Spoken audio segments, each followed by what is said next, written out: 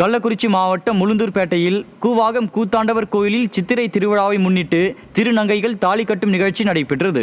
இந்தியாவின் பல்வேறு மாநிலங்களில் இருந்து வந்திருந்த திருநங்கைகள் மணப்பெண் போல் தங்களை அலங்கரித்து வந்து அரவானை கணவனாக நினைத்து கோயில் பூசாரி கையால் தாலி கட்டி கொண்டனர்.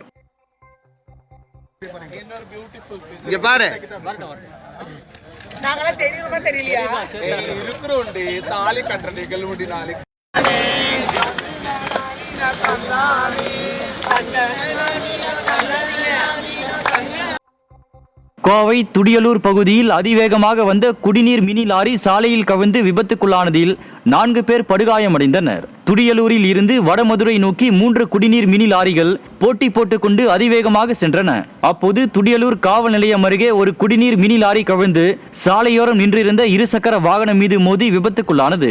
இந்த விபத்தில் குடிநீர் மினி லாரி ஓட்டுநர் உட்பட 4 பேர் படுகாயமடைந்தனர். இந்நிலையில் விபத்து குறித்த CCTV காட்சிகள் வெளியாகி பொதுமக்களிடையே அதிர்ச்சியை ஏற்படுத்தியுள்ளது.